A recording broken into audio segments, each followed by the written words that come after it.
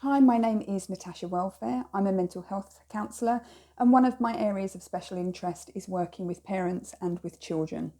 And in this short video, I want to talk a little bit about how to discuss what's currently happening in Ukraine with your children.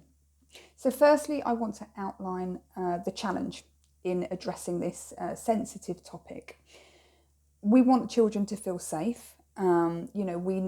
Part of our role is to sort of reassure them, but at the same time, we don't want them to sort of feel so safe that they end up feeling that this is something that they don't need to worry about. This is something that's happening to other people, and something that is nothing to do with them. So that I really feel is the challenge with this, that we give them enough information, but that we don't frighten them. So let's talk about a starting point. And I think the starting point has to be checking in with ourselves first. So are we in a good place to have this discussion? Do we feel grounded? Do we feel like, we understand our own feelings about what's going on? If we're suffering with a lot of anxiety around this, it might not be a great time to broach it with children. In transactional analysis, we talk about being in your adult ego state, so being in the here and now, feeling really grounded, having all of your good resources to hand. And really, when we address this topic with children, we want to be in our adult ego state. So that's really important. So I would start a discussion with children about this with a couple of questions. So I would really want to know what they know first. So one question that's really good to begin with: what do you already know? What have you heard? Have you talked about it at school? Have you seen anything on the television? And just get a sense for what they already know. And then another question which could be really useful is actually asking specifically, what do you want to know? Because actually, if we don't ask children that, there might be one burning question, one thing that they really want to know about, but if we didn't ask them, they might not have realised to tell us. So just test the waters a little bit to begin with. And know that if children don't seem that interested in talking about this, that's absolutely fine too. There's nothing wrong with that. It doesn't mean they're uncaring in some way. That's absolutely fine. Just, maybe you can come back to it later. I'm sure they'll let you know if they do want to talk about it. And you can always just say at that point, if you do ever want to discuss this, come and find me. It's always fine for us to talk about it. So, be very comfortable with just, leaving it alone if they're not showing interest. So let's talk a little bit about younger children. So a couple of pointers with younger children, or perhaps children who are a little bit more sensitive, perhaps they might be a little bit frightened about some of the things that they've seen or heard. Keep your language really clear and really simple in the way that you talk about it. Something that you can do is to perhaps get a map and start to get a sense of the geography. So you can talk about where Ukraine is, where Russia is, and just give the child a sense of, if we were to get on an aeroplane, this is how far it would take for us to get to that part of the world.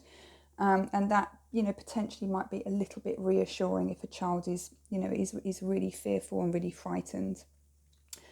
Speak clearly about what's happening, give the children facts, tell them that Ukraine has been invaded by Russia. Like I said previously, keep your language really simple and really clear. And talk about the neighbours as well, though. Talk about how, there are other neighbours surrounding Ukraine that are helping. And perhaps you can talk a little bit about, what those neighbouring countries are doing to help. So we're giving children, a balanced picture of, the really awful things that are happening, but also some of the good things that the neighbouring countries are trying to do to help.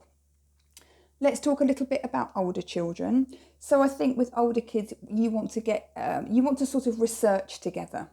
So you want to kind of be a bit of a team on this. So don't feel like as a parent you need to have all of the answers, you need to know everything. Often parents will say to me, oh, but I don't feel like I can talk to them about it because I don't know all of the history, I don't know all of the geography.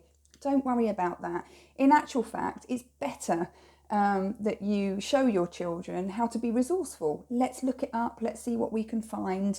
And it's really important to talk to them about the reliability of news sources as well. So you can explore that a little bit together, and you can sort of talk about how, everything that you see in the media, it's not necessarily an accurate depiction of what's going on. And that's a really, really useful lesson for slightly older children.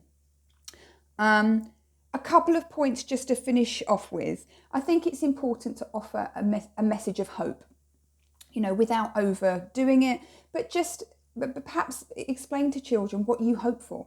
So I hope that this will be peacefully resolved. I really hope that negotiations can take place. I hope that the Ukrainian people will be able to go back to their homes, the ones that have left. And it's without sort of sugarcoating it too much.